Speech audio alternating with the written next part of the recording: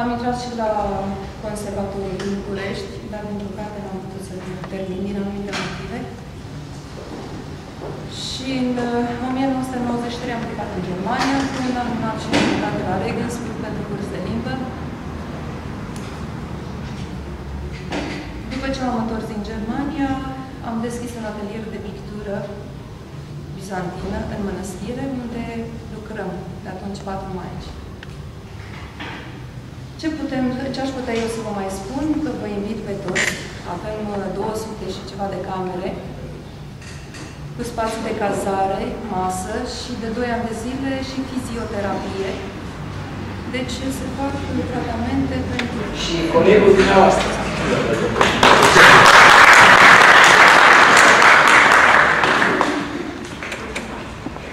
Preacucernici părinți, profesori, preasfințiți colegi, preacucernici părinți, colegi.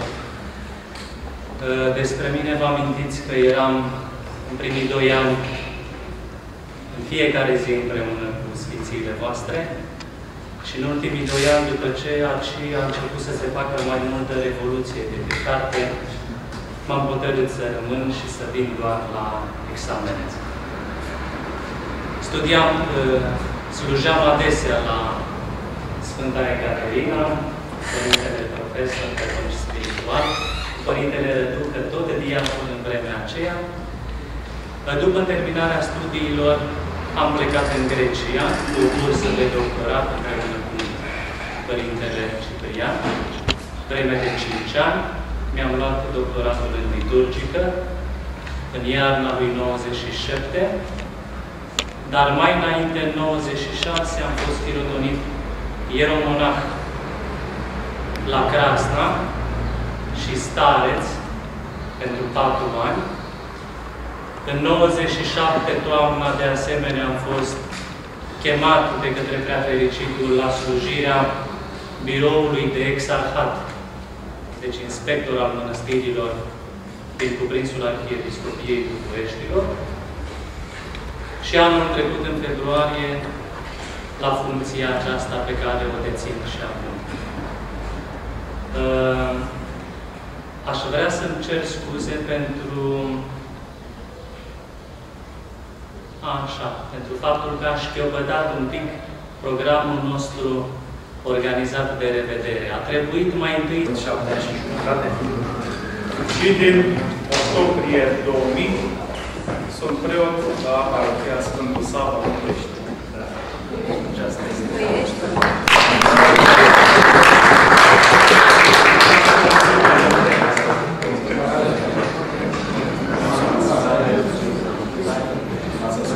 I-am mulțumit într-un mod foarte original pentru ceea ce le-a...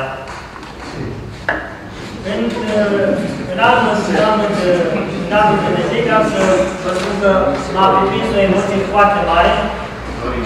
Întâlnindu-mă și cu colegii de la Sibiu și cu colegii de la București și, sincer, vă mărturisesc,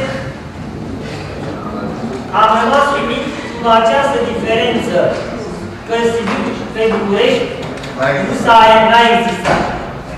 N-a existat și pot spun că integrarea noastră a fost o integrare care efectiv a dat roade.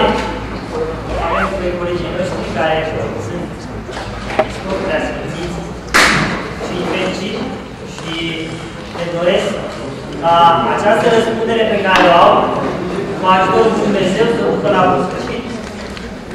Despre mine, ce pot să vă spun, sunt preot la o parohie din sectorul Nicolețu, parohia Damaș.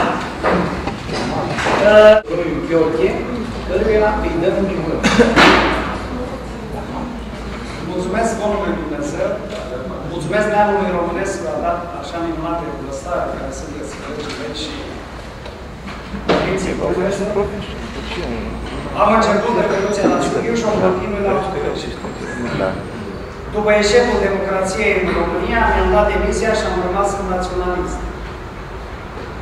Am terminat și facultatea de filozofie, sunt profesor preuniversitar la Colegiul Național Matei Basarab. În toamnă îmi susțin teza de gradul 1 didactic. Sunt președintele Asociației Culturii Eroilor și Martirilor pe sectorul 3. Vă spun doar pentru faptul că în cadrul acestui cult și cu 33 de elevi deosebiți ai Colegiului Matei Basarab am pus bazele cenacului creștin-ortodox Valavia Mare. Un cenacul deosebit care se bucură de succes și se dorește să fie continuatorul celebrului și nemuritorului în Boga Prinț. Vă mulțumesc și vă mulțumesc. Sunteți o generație de aur și vă doresc să deveniți o generație de jertfă.